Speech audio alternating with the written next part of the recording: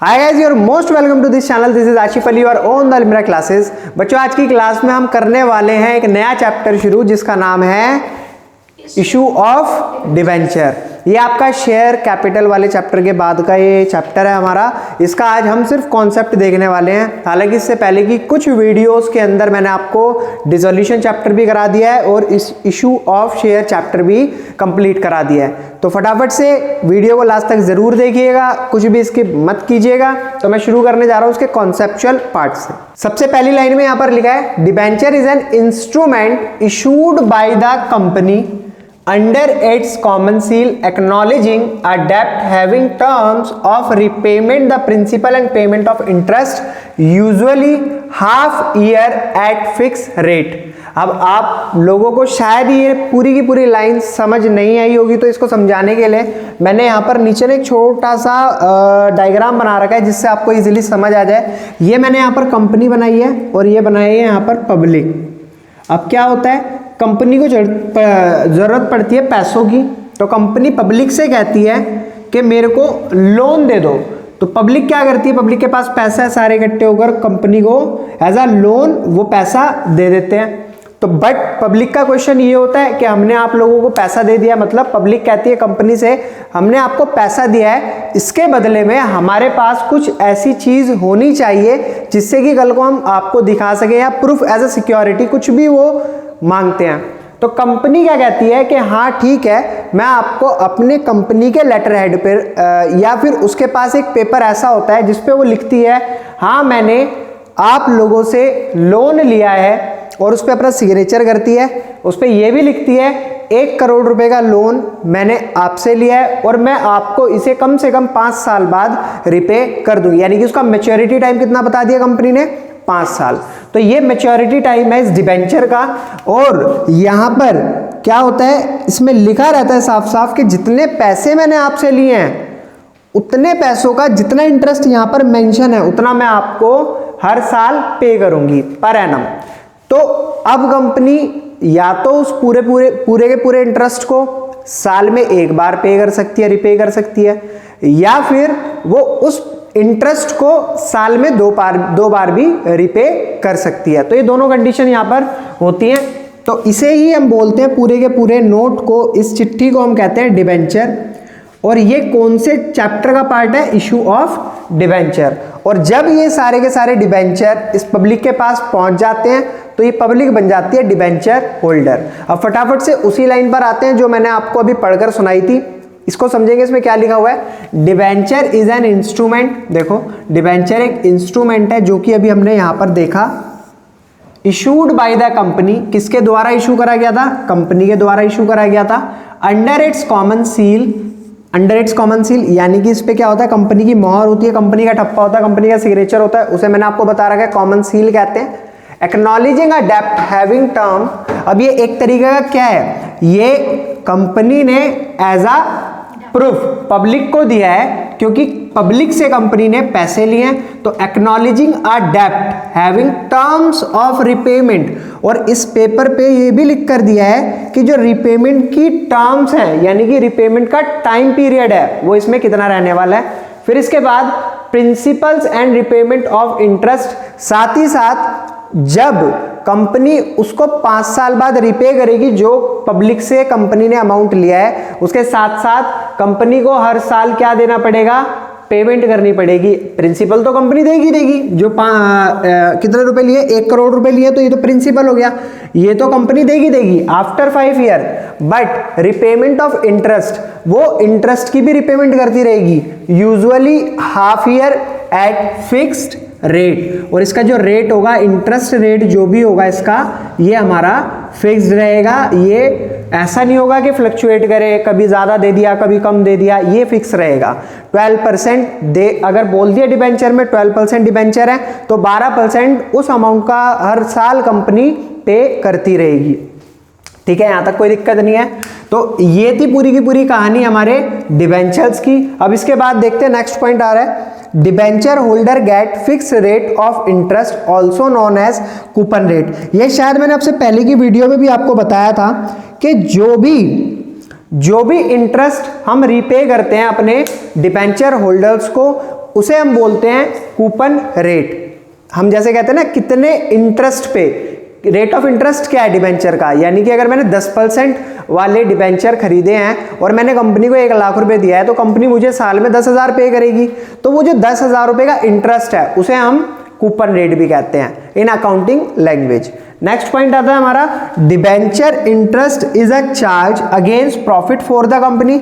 इस लाइन का मतलब क्या है? इस लाइन का बड़ा सिंपल सा मतलब है, अगर कंपनी ने डिबेंचर अपने डिबेंचर होल्डर्स को दे दिए और उनसे ले लिए पैसे, तो अब कंपनी का क्या काम है कि कंपनी उनको हर साल रिपे करे, इंटरेस्ट रिपे करे। वो तो एक मैच्योरिटी का टाइम अलग होगा जब वो कंपनी उनको पैसे लौटाएगी, लेकिन उससे पहले सारी की सारी कहानी हमारी किसकी चलेगी? इंटरेस्ट की।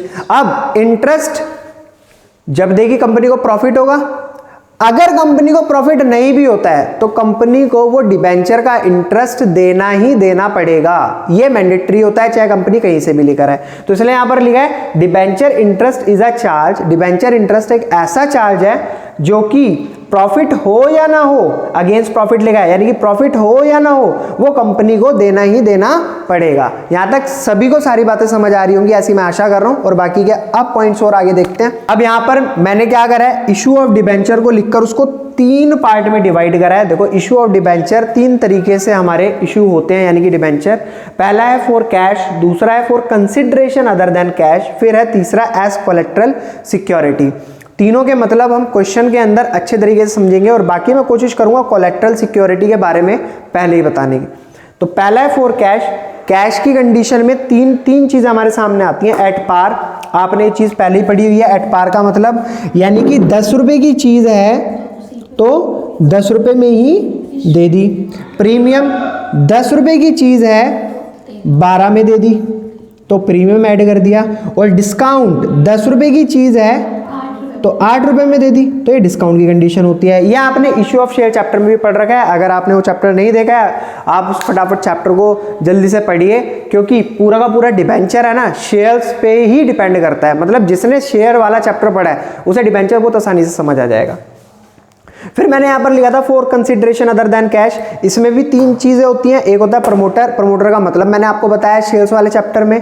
अंडर राइटर का भी मतलब मैंने आपको शेयर्स वाले चैप्टर में बताया, और वेंडर का भी मतलब क्या होता है वो भी मैंने आपको शेयर वाले चैप्टर में एक्सप्लेन कर रखा है। ठीक है, फिर तीसरा पॉइंट आता है कोलेट्रल सिक्योरिटी। इसको हम आगे के पार्ट में देखेंगे, यानी कि इसके बाद का जो भी पार्ट आएगा उसमें मैं बताऊंगा कोलेट्रल सिक्योरिटी क्या होती है। अब देखते हैं यहाँ पर डिस्क्लोजर इन बैलेंस शीट। ये बहुत मोस्ट इंपॉर्टेंट पॉइंट है आपका, जिसको आपको बहुत ध्यान से और अच्छे से समझना है। अभी क्या है डिस्क्लोजर इन बैलेंस शीट? देखो सिंपल सी चीज़ है, जो डिबेंचर है ना उसका जिक्र हमारी बैलेंस शीट के अंदर हुआ है, किस तरीके से हुआ है वो चीज़ मैं आपको समझाऊंगा। मैंने 3 केस यहाँ पर लिखे हैं, point A, point B, point C. इन तीनों केसों के जरिए मैं आपको ये पॉइंट क्लियर कराने वाला हूँ कि डिबेंचर यहाँ पर कैसे शो कराते हैं। आपको मैंने बैलेंस शीट के बारे में छोटा सा पार्ट इशू वाले चैप्टर में भी दिया है, इशू ऑफ शेयर वाले चैप्टर में। तो अब इसकी यहाँ पर जो शुरुआत हो रही है वो किस तरीके से हो रही है। हमारा बैलेंस शीट के अंदर मैंने आपने देखा होगा जब मैंने इशू ऑफ शेयर चैप्टर पढ़ाया था कि एक पॉइंट डलवाया था बैलेंस शीट के अंदर, equity and liability. Equity and liability के अंदर पॉइंट आता है non current liability. Non current liability कौन सी लायबिलिटी होती है? जो लंबे समय के लिए होती है, जिनका मतलब टाइम पीरियड ज्यादा होता है, उसे हम कहते हैं नॉन करंट लायबिलिटी। अब नॉन करंट लायबिलिटी में भी हमारा एक पॉइंट आता है long terms borrowing. Long terms borrowing यानी कि नाम से ही पता लग रहा है ऐसी बोरोइंग जो हमने लंबे समय के लिए ले रखी है।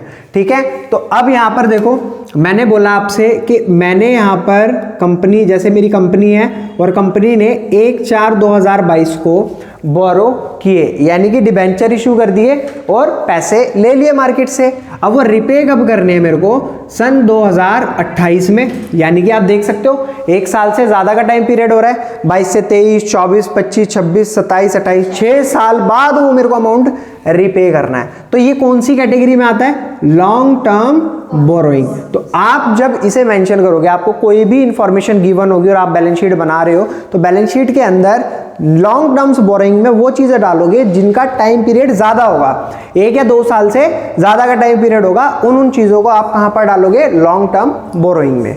ठीक है। इसका दूसरा पॉइंट आता है बैलेंस शीट के अंदर ही, equity and liability. Equity and liability के अंदर जो हमारी करंट लायबिलिटी होती है, देखो आप यहां पर क्या था, नॉन करंट लायबिलिटी। अब किसकी बात हो रही है, करंट लायबिलिटी, यानी कि जो करंट ली जो हमारी लायबिलिटी होती है, जैसे कि शॉर्ट टर्म बोरोइंग, जो शॉर्ट टर्म के लिए ली जाती हैं। अब कंपनी ने हो सकता है इशू तो करे डिवेंचर, लेकिन वो क्या बोलकर करे कि मैं इन्हें शॉर्ट टर्म के लिए इशू कर रही हूं, पैसे का जल्दी इंतजाम होगा और मैं आपसे क्या करूंगी, डिवेंचर ले लूंगी और आपके पैसे लौटा दूंगी।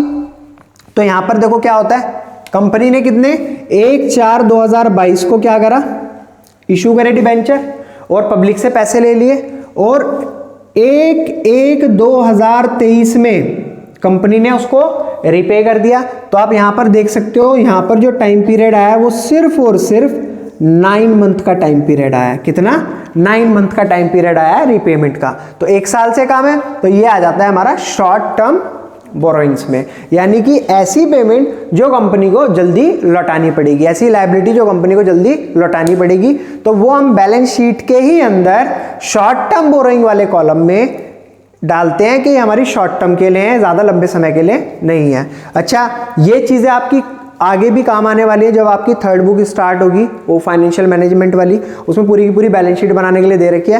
पूरी की पूरी बैलेंस शीट आपको लर्न भी करनी पड़ेगी। तो जब आप उसे लर्न करोगे ना, तो आपको फटाफट ये ध्यान आ जाएंगी चीजें जो मैं अभी आपको बताकर चल रहा हूं। क्लियर है मेरा पॉइंट। अब आता है लास्ट पॉइंट हमारा, सी पॉइंट। फिर वही बैलेंस शीट के अंदर इक्विटी एंड लायबिलिटी वाला कॉलम, जहां पर करंट लायबिलिटी मतलब जो लॉन्ग टर्म बोरोइंग होती है वो तो लंबे समय की होती है, यानी कि नॉन करंट लायबिलिटी वो लंबे समय की हो गई। एक होती है शॉर्ट टर्म बोरोइंग जो करंट लायबिलिटी होती है, यानी कि कम समय के लिए। करंट लायबिलिटी के अंदर एक कैटेगरी और आती है जहां सबसे ज्यादा कंफ्यूजन क्रिएट होती है, उसे मैं बहुत अच्छे तरीके से समझाने वाला हूं। आप देखो, करंट लायबिलिटी, मैंने यहां पर पॉइंट डाल दिया करंट लायबिलिटी। अब इसके अंदर जो पॉइंट डलता है, अदर करंट लायबिलिटी।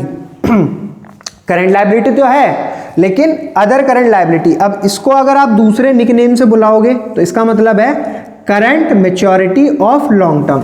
कंपनी ने लिए तो लॉन्ग टर्म के लिए हैं पैसे, मगर उसमें से कुछ लोग ऐसे भी होंगे, जैसे मान लो 10 जने हैं, 10 में से मैंने सबसे पैसे इकट्ठे करे और इकट्ठे करने के बाद उनको बोला कि मैं तुम्हें 5 साल बाद तुम्हारी पेमेंट लौटा दूंगा। मगर होता क्या है, उसमें से 2 जने ऐसे हैं जिनको मुझे रीपे करना पड़ेगा विद इन अ ईयर, या 1 साल के अंदर अंदर मुझे उन्हें पे करना ही करना पड़ेगा।